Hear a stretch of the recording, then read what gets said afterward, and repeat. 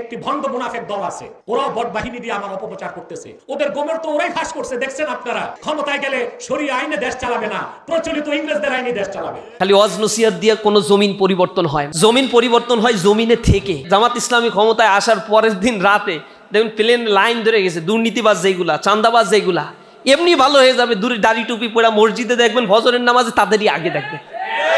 জামাতের কথা শোনার পরে এমনি হাঁটু কাঁপাকাঁপি শুরু হয়ে যাবে, আর ঘুষ টুস এক রাতেই বন্ধ। এটা ভয় পাবে তারা। এবং এরপরে তাদেরকে গণপ্রতিরোধের ডাক দিতে হবে যে তুমি ব্যবসা করবা তোমার স্বাধীন বাংলাদেশে, তুমি বাংলাদেশের নাগরিক, সাংবিধানিকভাবে তোমার অধিকার আছে, তুমি বাংলাদেশের নাগরিক হিসেবে ব্যবসা করবা। তোমার কাছ থেকে 1 পয়সা চাঁদাবাজরা যদি নেয়, কমিউনিটি গড়ে তুলে তাদেরকে পিটায় পুলিশের হাতে ধরাই দেবা। দেখবেন জনগণ কারওয়ান বাজারে যেরকম ধোলাই দিছে, পুরো বাংলাদেশে এরকম গণধোলাই কর্মসূচি চলবে, তখন চাঁদাবাজদের বিরুদ্ধে এলাকায় টিকতে পারবে না। তা চাঁদাবাজ মুক্ত বাংলাদেশে একদিনে গড়ে তোলা সম্ভব হবে ইনশাআল্লাহ। মানুষ যায় ব্যাংকগুলোতে, লোন পায় না, তেলো মাথায় তেল দেওয়া হয়। ব্যাংকিং লোনগুলো যারা উদ্যোক্তা হতে চায়, তরুণ উদ্যোক্তাদের ব্যাংকিং লোন বিনা সুদে বিনা শর্তে এখানে ব্যাংকিং লোন দেওয়া হবে। সাথে সাথে সরকারের পক্ষ থেকে কারিগরি প্রশিক্ষণেরও ব্যবস্থা করা হবে। তাহলে ইয়ত এম্পাওয়ারমেন্ট তৈরি হবে। শিক্ষা ব্যবস্থা হজাবরলা অবস্থা, কারিগরি শিক্ষায় যুব শ্রেণীকে যদি শিক্ষিত করা যায়, তাহলে 6,20,00,000 মানুষ যে পভার্টির সীমার নিচে বসবাস করছে, আর 30% মানুষ এখন বাংলাদেশে চরম দারিদ্র সীমার নিচে বসবাস করছে। এই চরম দারিদ্র সীমার নিচ থেকে মানুষকে উঠাতে গেলে তাদেরকে এম্পাওয়ার্ড করতে হবে। এই এম্পাওয়ারমেন্টের জন্য তাদেরকে টেকনিক্যাল ট্রেনিংগুলো এক্সিলারেট করে দিতে হবে, এবং সেই ট্রেনিংয়ের জন্য জামাত ইসলামী কমিটেড। আমিরে জামাত বলেছে তাদের ইশতেহারে এটা ঘোষণা দেবে যে এই ট্রেনিং ইনস্টিটিউটগুলোকে শতভাগ ফাংশনাল করা হবে, দক্ষ ট্রেনার এখানে নিয়োগ দেওয়া হবে, এবং ট্রেনিংয়ের জন্য যত প্রকার ইকুইপমেন্ট দরকার তার জন্য ইয়ত মিনিস্ট্রিতে যা বরাদ্দ দেওয়া দরকার, এলজিআরডি থেকে মানে ইয়ত মিনিস্ট্রি থেকে সেই বরাদ্দগুলো শতভাগ নিশ্চিত করা হবে, এম্পাওয়ারমেন্ট করা হবে। ইউনিভার্সিটিগুলোকে টেকনিক্যাল হাব তৈরি করে ফেলা হবে। কারিগরি শিক্ষা এবং ল্যাঙ্গুয়েজ শিক্ষা দিয়ে পৃথিবীর বিভিন্ন দেশে যাতে কর্মসংস্থান সৃষ্টি হয়, সে কর্মসংস্থান সৃষ্টির জন্য সরকারি তদারকি থাকবে। আল্লাহ সূরা কাসাসের মধ্যে এটা বলছেন যে ফেরাউন এই জমিনে তার অপোনেন্ট যারা, তাদেরকে দুর্বল করার জন্য কতগুলো পলিসি নিয়েছিল। প্রথমত তার দলের মধ্যে সে বিভাজন তৈরি করে ফেলেছিল, দেশের জাতির মধ্যে বিভাজন তৈরি করে ফেলেছিল। দ্বিতীয় যে কাজটা সে করছিল, পুরুষদেরকে হত্যা করত, যারা তার বিরোধিতা করত, নারীদেরকে আর সন্তানদেরকে, ছোট ছোট বাচ্চাদেরকে হত্যা করা থেকে বিরত রাখত। এরপরে ফেতনা ফেসাদ সৃষ্টি করেছিল তারা, যাতে তার এগেইনস্টে দাঁড়ানোর মতো কোনো শক্তি অবশিষ্ট না থাকে। বাংলাদেশের সাথে এখন বর্তমান প্রেক্ষাপটের সাথে এগুলো দেখবেন মিলে যায়। এরপরেই আল্লাহ রাব্বুল আলামিন বলছেন ওয়ানুরিদু আন্নামুন্না আলাল্লাযীনা ইসতুদঈফু ফিল আরদ, আর আমি চেয়েছিলাম যাদেরকে এই জমিনে দুর্বল করে রাখা হয়েছে তাদেরকে এই জমিনে ওয়ানাজআলাহুম আইম্মাতাও ওয়ানাজআলাহুমুল ওয়ারিসিন, এখানের আইম্মা নেতা বানাতে, আর তাদেরকে আমি ওয়ারিস উত্তরাধিকারী বানাতে চেয়েছিলাম। আর এটা হামান কারুনের জন্য যতই কষ্টের কারণ হোক না কেন, তারা অনেক কষ্ট করছে এদেরকে দুর্বল করে রাখার জন্য, ভাবছে শেষ হয়ে যাবে। তা আমাদের উপরে যে জুলুম নির্যাতন চালানো হয়েছে, আমরা বলি 2009 সালে আমি ছাত্র শিবিরের সদস্য শপথ গ্রহণ করি। তো এই সময়ে সংগঠনের যে গ্রোথ, যে অবস্থা আমি দেখেছি, আর আওয়ামী রিজিমের পরে এই জুলুম নির্যাতনের মধ্য দিয়ে আল্লাহ রাব্বুল আলামিন এই সংগঠনের গ্রোথ স্বাভাবিক অবস্থার চাইতেও কয়েক গুণ বেশি বাড়িয়ে দিয়েছেন, যেটা এর আগে 35 বছরে আমরা পারি নাই। তার মানে আমাদের এই জমিনে যারা দুর্বল করতে চেয়েছে, আর আল্লাহ চাইছে আমাদের শক্তিশালী করতে। এমন শক্তিশালী করছে, ঢাকা বিশ্ববিদ্যালয়ের ইতিহাসে শতবর্ষী একটা বিশ্ববিদ্যালয়, 125 বছর প্রায় এর বয়স, 125 বছরের হিস্ট্রিতে ইসলামী ছাত্র শিবির এই 25 সালে জুলাই পরবর্তী অভ্যুত্থানে এই বিশ্ববিদ্যালয়ে ল্যান্ডস্লাইড ভিক্টরি আল্লাহ রাব্বুল আলামিন আমাদেরকে দান করেছেন। এটা তো শত বছরের ইতিহাসে একটা রিমার্কেবল একটা ঘটনা। এবং যেই ক্যাম্পাসে আমাদেরকে হত্যা করা জায়েজ ছিল, আমাদের নামে মানুষকে পিটাইলে তার কোনো বিচার হইতো না, মারার পরে এরপরে অর্ধমৃত অবস্থায় আমাদের ভাইদেরকে নিয়ে জেলখানায় দিলে আমাদের নামেই আবার অস্ত্র মামলা দেওয়া হতো, এমনভাবে আমাদেরকে দুর্বল করতে চেয়েছে। এবং এমন হয়েছে 14-15 সালের দিকে তো হল থেকে ধরে 100-র উপরে ভাই আমাদের ঢাকা বিশ্ববিদ্যালয়ে জেলখানায় ছিল। জাহাঙ্গীরনগর বিশ্ববিদ্যালয়ে শুধু ছাত্র শিবিরের সাথে সংশ্লিষ্টতা পেয়ে কামরুল ভাইকে পিটিয়ে হত্যা করছিল, তার বিচার হয় নাই। কামরুল ভাই শুধু ছাত্র শিবির করে এই কারণে। আল্লাহ রাব্বুল আলামিন সেই জমিনটা আমাদেরকে দিয়েছেন আমাদেরকে সেখানে সম্মানিত করেছেন। ইনশাল্লাহ সামনে আরও যে ছাত্র সংসদ আছে, নির্বাচনের আগে আরেকটা হবে, অনেক কনস্পাইরেসি করছে বন্ধ করার জন্য। সব ছাত্র সংসদই বন্ধ করতে চেয়েছিল তারা জনগণের ম্যান্ডেট বা ভোটের ম্যান্ডেটকে মোটেও তোয়াক্কা করে না, পছন্দ করে না।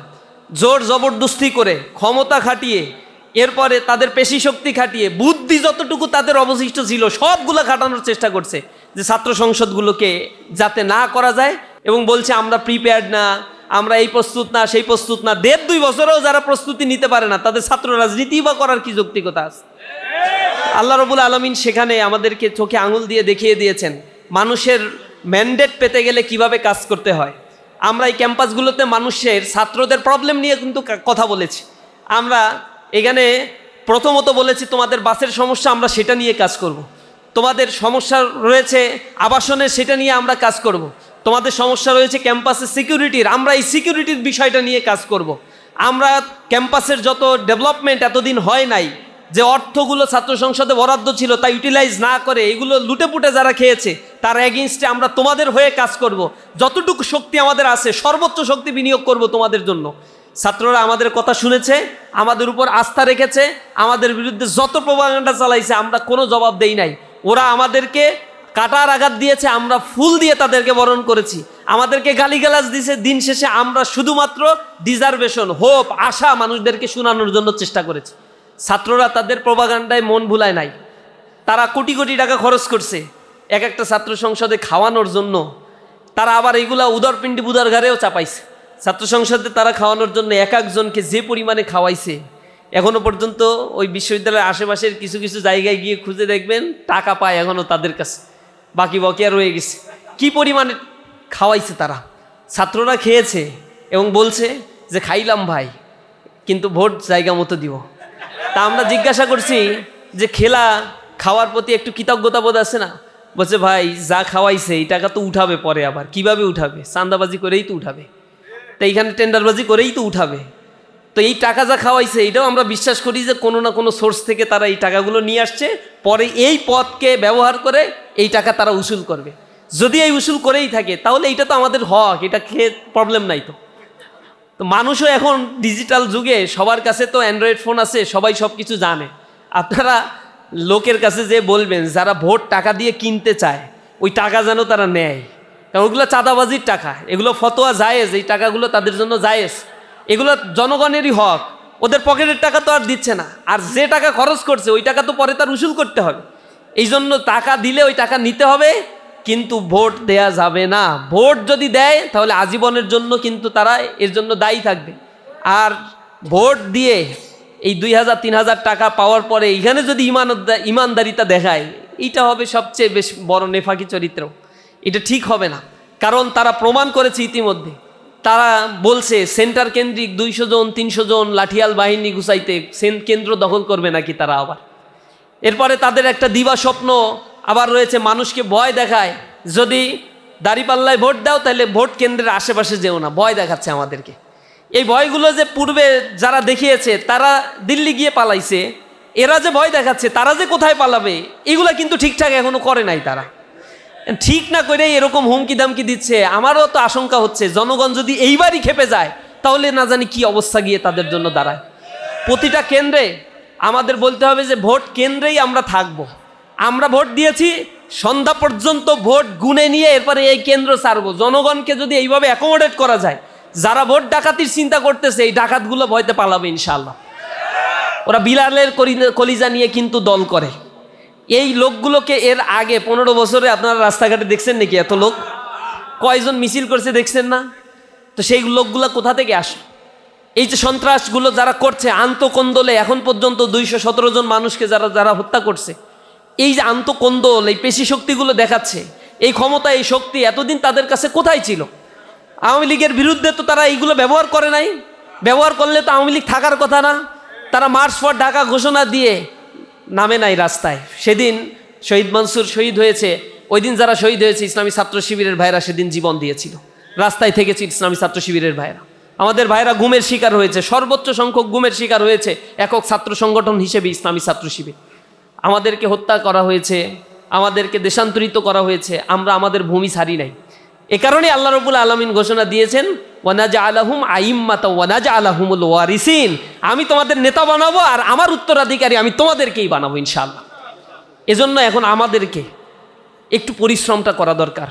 সামনে পরিবর্তনের জন্য ভোট চাইতে হবে মানুষকে, ইনসাফ প্রতিষ্ঠার জন্য ভোট চাইতে হবে মানুষের কাছে।